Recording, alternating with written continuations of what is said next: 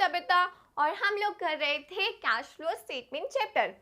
इस चैप्टर में हमने इसका मीनिंग, इसका फॉर्मेट, इसमें कौन कौन सी आइटम आती है, सब सीख लिया था। आई होप आप लोगों ने फर्स्ट पार्ट पहले देख लिया है, तभी ये पार्ट समझ आने वाला है, राइट।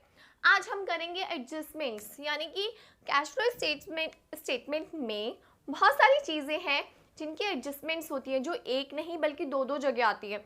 तो वो क्या है, कैसे उन्हें एडजस्ट किया जाता है, किस जगह किया जाता है, यानी कि हमारी तीन activity operating, investing and financing में कहाँ लाया जाता है, तो वो हम आज सीखेंगे। सबसे पहले एडजस्टमेंट जो ली है मैंने गुडविल के लिए। और हाँ, एक बात कि ये वीडियो 2 पार्ट्स में या 3 में हो सकती है, क्योंकि काफ़ी सारी एडजस्टमेंट है और मैं सारी कराऊंगी, ताकि जब आप इसका प्रैक्टिकल क्वेश्चन ट्राई करो तो आपको ईजिली समझ आए और आप कर सको, राइट। तो ये वीडियो 2 to 3 पार्ट्स में हो सकती है। पहली एडजस्टमेंट हम लेंगे गुडविल की। गुडविल पता है क्या होता है, बिजनेस की रेपुटेशन होती है।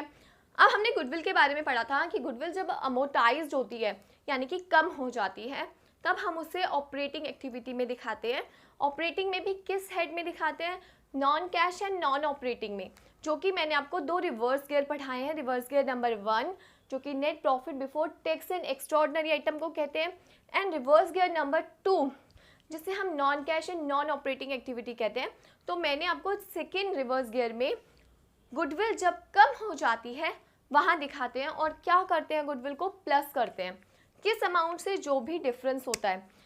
यानी कि अगर गुडविल हमारी 2018 में 10 थी और 2019 में सपोज करो 5000 हो गई, तो डिफरेंस कितने का है, 10 से 5 होना, मतलब 5000 का डिफरेंस हम अपने ऑपरेटिंग में प्लस करेंगे। अब ये तो हमें पता था, लेकिन अगर गुडविल आपकी बढ़ रही हो, यानी कि इंक्रीज हो रही हो, तो कहाँ दिखाएंगे। माइनस की चीज़ हमने सीख ली थी कि कम हो रही है, अमोर्टाइज्ड हो रही है, सीख लिया। लेकिन अगर बढ़ रही है तो अगर आपकी गुडविल बढ़ रही है तो वो इन्वेस्टिंग एक्टिविटी में आता है। इन्वेस्टिंग एक्टिविटी में माइनस में आता है, क्यों? क्योंकि इसमें हम ये एज्यूम करके चलते हैं कि हमने ये गुडविल परचेज करी है। हमने ये गुडविल क्या करी है, परचेज करी है। तो जितना डिफरेंस होता है, लाइक 10 से ये 20 अगर बढ़ रहा है, तो 10,000 का डिफरेंस हम अपने इन्वेस्टिंग में लेस कर देते हैं, ये सोचकर कि हमने ये गुडविल खरीदी है और हमारे पास से पैसा गया है, right. Second adjustment propose dividend की। देखो, प्रपोज डिविडेंड एक ऐसा डिविडेंड जो आपने अपने प्रॉफिट में से निकाल के रखा, लेकिन अभी तक बांटा नहीं है। अभी तक बांटा नहीं है। आपने जो डिस्ट्रीब्यूट किया होगा 2019 में, वो 2018 में जो निकाल के रखा था ना पैसा, वो 2019 में दिया है, और जो 2019 में निकाल के रखा है वो अभी तक किसी को नहीं दिया।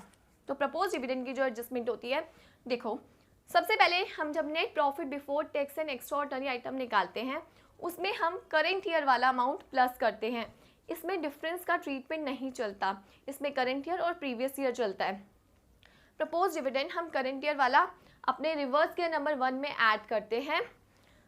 रिवर्स गियर नंबर 1 जो कि net profit before tax and extraordinary item का होता है, जिसमें आपको 4 चीज़ें हैं जो टिप्स पे याद होनी चाहिए। दैट इज़ आपका propose dividend, interim dividend, provision for tax and transfer to reserve. यानी कि ये 4 चीज़ें, propose dividend, interim dividend, provision for tax and transfer to reserve, 4 चीज़ों की एडजस्टमेंट करने के बाद हमारा net profit before tax and extraordinary item आता है। तो आपको ये पता होना चाहिए और याद होना चाहिए। तो करंट ईयर का जो प्रपोज डिविडेंड हम बात कर रहे हैं, वो करंट ईयर का वहाँ प्लस किया जाता है। प्रीवियस ईयर वाला हम फाइनेंसिंग में जाके लेस करते हैं, क्योंकि हम ये एज्यूम करते हैं कि हमने प्रीवियस ईयर वाला इस साल पे कर दिया, तो हमारे पास से कितना अमाउंट चला जाएगा, 10,000 फाइनेंसिंग में लेस होगा, और 20,000 हमारे net profit before tax and extraordinary item में 20,000 प्लस होगा, ठीक है। इसके बाद है इंटरिम डिविडेंड। देखो, इंटरिम डिविडेंड आपको कोई भी बैलेंस शीट में गिवन नहीं होता इस तरीके से, वो आपको एडजस्टमेंट में गिवन होता है। 25,000, 30, 50,000, कोई भी पर्टिकुलर अमाउंट होता क्या है, कोई भी अगर कंपनी को अच्छा पैसा कमा रही है, डिविडेंड डिक्लेयर कर दिया, that is called interim dividend. Okay, interim dividend की एडजस्टमेंट क्या होती है? Interim dividend same propose dividend की तरह ट्रीट किया जाता है। आप net profit before tax and extraordinary item में प्लस करते हो। क्यों करते हो उधर प्लस? क्योंकि वो पर्टिकुलर अपनी एक्टिविटी में जाके उसे माइनस करें, इसलिए हम ग्रॉस प्रॉफिट निकालने के लिए उसे एनपीबी, जो भी हम एक्स्ट्रा ऑर्डिनरी आइटम्स का ट्रीटमेंट करते हैं तब उधर प्लस करते हैं, और फाइनेंसिंग में जाके हम डिविडेंड को माइनस कर देते हैं, क्योंकि डिविडेंड किस पर दिया जाता है, शेयर्स, जो कि हमारे इक्विटी का पार्ट है, फाइनेंसिंग का पार्ट है। ओके, तो ये माइनस कर देते हैं। ये 3 एडजस्टमेंट के बाद अब हम करेंगे प्रोविजन फॉर टैक्स की एडजस्टमेंट। तो अब हम स्टार्ट करते हैं प्रोविजन फॉर टैक्स की एडजस्टमेंट। प्रोविजन फॉर टैक्स हमें कहाँ नजर आता है? प्रोविजन फॉर टैक्स हमें नजर आता है बैलेंस शीट में, करंट लायबिलिटी में, शॉर्ट टर्म प्रोविजन में हमें प्रोविजन फॉर टैक्स नजर आता है। और कुछ इस तरीके से गिवन होता है, like previous year and current year. अगर हमें सिर्फ इतना पार्ट गिवन हो previous year and current year का, तो हम उसे कैसे दिखाते हैं? तो जो हमने प्रपोज डिविडेंड की अभी एडजस्टमेंट पढ़ी, कुछ इस ही तरह की एडजस्टमेंट होती है। हम करंट ईयर को net profit before tax and extra ordinary item, जो कि रिवर्स गियर नंबर 1 है, उसमें प्लस करते हैं। 4 चीज़ें हैं, बार बार रिपीट कर रही हूँ, टिप्स पे याद हो, general reserve, provision for tax, propose dividend and interim dividend. उधर हम करंट ईयर वाला प्लस करते हैं, क्योंकि ये पैसा अभी तक हमारे पास से नहीं गया। पैसा कौन सा गया है? प्रीवियस ईयर वाला, क्योंकि 2018 की जो इनकम है उस पर हमने 2019 में टैक्स पे किया था, पे किया होगा, राइट। तो उसमें हमने जो टैक्स निकाल के रखा, 40,000 निकाल के रखा था 2018 की इनकम में, तो अब वो हम पे कर चुके होंगे। तो ऑपरेटिंग में से जो लेस होता है, सबसे एंड में जाके जब हम ऑपरेटिंग एक्टिविटी कर देते हैं, तो उसमें से सबसे एंड में जाके हम टैक्स पेड माइनस करते हैं। वो कौन सा करते हैं? प्रीवियस ईयर का। तो करंट ईयर की एडजस्टमेंट रिवर्स गियर नंबर 1 में होती है, एंड प्रीवियस ईयर की एडजस्टमेंट ऑपरेटिंग में से सबसे एंड में जाके होती है, क्योंकि टैक्स हम अपनी ऑपरेटिंग एक्टिविटीज़ पर ही पे करते हैं। तो टैक्स का एडजस्टमेंट कहीं और मत दिखाना, ऑपरेटिंग एक्टिविटी में दिखाना, राइट। अब यहाँ तक तो बात सिंपल थी। बात आती है जब इसके साथ कुछ और इन्फॉर्मेशन हमें दे दी जाए, जैसे कि एडिशनल इन्फॉर्मेशन में अगर हमें कह दें टैक्स पेड ₹30,000। अब ये तो गिवन था ही, इसके साथ ये भी गिवन है, यानी कि अब आपके पास 3 चीज़ें आ गई। तो इस केस में आपको प्रोविजन फॉर टैक्स का अकाउंट बनाना होता है। कैसे बनता है? प्रोविजन फॉर टैक्स कंपनी के लिए क्या है? एसेट है, लाइबिलिटी है? ऑफ कोर्स लाइबिलिटी है। तो इसका जब भी अकाउंट बनता है तो इस तरफ से, लाइक क्रेडिट साइड से बाय बैलेंस बीडी होता है। तो हम प्रोविजन फॉर टैक्स का बाय बैलेंस बीडी करेंगे इस तरफ से, और बैलेंस सीडी हमारा होगा डेबिट साइड, ठीक है। बैलेंस बीडी क्रेडिट साइड, क्योंकि प्रोविजन फॉर टैक्स कंपनी के लिए लाइबिलिटी है। कितना है? 40,000। तो बीडी हम 2018 ईयर को लेंगे, और सीडी अब हमारे एंड में कितना रह गया है? 60। हम इस तरीके से दिखा देंगे। बहुत छोटा सा अकाउंट बनता है, लेकिन समझना ज़रूरी है इसे। अब आपने टैक्स कितना पे किया? 30,000। देखो, टैक्स जब पे किया है तो इससे आपकी लाइबिलिटी बढ़ रही है या कम हो रही है? बताओ। आपकी लाइबिलिटी ऑफ कोर्स कम हो रही है, क्योंकि टैक्स हमारी लाइबिलिटी है। अगर हम उसे पे करते हैं तो हमारी लाइबिलिटी कम हो जाती है। तो हम पेमेंट की एंट्री किस तरफ दिखाएंगे? इस तरफ दिखाएंगे, डेबिट साइड। किस नाम से? To bank account. हमने टैक्स पे किया, कितना किया? 30,000। आप BDCD लिखोगे, जो पे किया है वो लिखोगे, ठीक है। लिखने के बाद आप ये फाइंड आउट करोगे कि एक्चुअल में तो 40,000 टैक्स था, पे कितना किया? 30, यानी कि अभी भी कुछ रिमेनिंग अमाउंट है जो नहीं पे किया हमने, राइट। और अब हमारे पास कितना टैक्स हो रहा है? 60,000।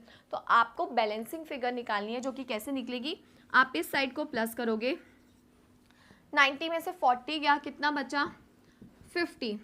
यानी कि आपका इस साल का टैक्स कितना बन रहा था? इस साल का हमारा टैक्स बन रहा था 50,000। तब जाके हमारा एंड में कितना आ रहा है? 60, क्योंकि हमने 10,000 पे नहीं करा। तो इस साल का टैक्स हमारा कितना बन रहा है? 50। कैसे निकाला? बैलेंसिंग इनका टोटल किया, उसमें से इस अमाउंट को लेस कर दिया, जिसे हम बाय स्टेटमेंट ऑफ P&L में दिखा सकते हैं, और बैलेंसिंग फिगर लिख सकते हैं। इसे कितना आ रहा है? 50,000। ये बात समझ आई है? हमें ये अकाउंट बनाना पड़ेगा। कैसे बनेगा? बैलेंस बीडी, बैलेंस सीडी करेंगे। जो पे कर रहे हो वो प्रोविजन के डेबिट साइड एंट्री आएगी, क्योंकि उससे हमारी लायबिलिटी कम हो रही है। और जो हम बना रहे हैं इस साल का टैक्स जो बन रहा है, जिससे हमारी लायबिलिटी रेज हो रही है, वो क्रेडिट साइड आएगा, राइट। यहाँ तक करने के बाद अब एक बात और बता दूँ कि अगर आपको पेड की जगह मेड लिखा आता है, क्या लिखा आता है? मेड लिखा आता है, या प्रोवाइडेड लिखा आता है, तो इसका मतलब होता है कि आपने इस साल कितना टैक्स बनाया, तो उसकी एंट्री हम इस तरफ करते हैं। तो वो मैं अभी आपको दोबारा से एक बार समझा दूंगी, लेकिन अभी ये चीज़ समझते हैं कि हमारा ये प्रोविजन फॉर टैक्स का अकाउंट बन जाएगा। अब कहाँ दिखाना है, देखो जब भी हम अकाउंट बनाते हैं तो एक इसकी और एक इसकी एडजस्टमेंट, जो कि अभी तक हम इनकी एडजस्टमेंट कर रहे थे, अब इनकी इंपॉर्टेंस खत्म।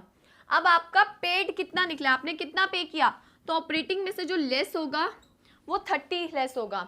आपने कितना पैसा आपने टैक्स के लिए निकाल के रखा 50, तो net profit before tax and extra ordinary item में जो प्लस होगा वो कितना प्लस होगा 50, राइट। आप इस चीज़ को समझिए कि आपको एक अकाउंट बनाना पड़ेगा। कब, जब आपको दो इन्फॉर्मेशन से ज़्यादा एक और इन्फॉर्मेशन दे दी जाएगी। उस अकाउंट को आप कैसे बनाओगे, एक लाइबिलिटी का अकाउंट जैसे बनता है, आपको वाई बैलेंस बी डी इधर से करना है, बैलेंस सी डी इधर करना है। आप लाइबिलिटी अगर रेस करते हो तो क्रेडिट साइड, यानी कि अगर आप टैक्स बना रहे हो, आपको मेड लिखा रहा है, तो आप by statement of profit and loss उसे इधर दिखाओगे। लेकिन अगर आप पेड लिखा रहे हैं तो आप इधर दिखाओगे, और दोनों में से कोई एक चीज़ गिवन होगी और आपको दूसरे का बैलेंसिंग फिगर अमाउंट निकालना होगा, ठीक है। और उस केस में इन दोनों की इंपॉर्टेंस खत्म, फिर आपको पेड की फिगर भी गिवन है और मेड की, यानी कि इस साल आपने कितना टैक्स बनाया वो भी गिवन हो जाएगा। तो इस तरीके से फिर उनका एडजस्टमेंट, यानी कि आपको ये दो फिगर को ही ट्रीट करके चलना है। आपको एक को प्लस करना है जो आपने इस साल बनाया, और जो आपने पे किया उसे ऑपरेटिंग में से लेस करना है। तो आई होप आप लोगों को ये पार्ट समझ आया। अगर नहीं समझ आया तो आप अपने व्यूज़ मेरे से कमेंट में शेयर कर सकते हैं, और अपने डाउट आप मेरे से इंस्टाग्राम या यूट्यूब पर पूछ सकते हैं। और अगर आपको ये मेरी वीडियो पसंद आई है तो लाइक शेयर कमेंट ज़रूर करें, अपने दोस्तों के साथ शेयर करें। Thank you.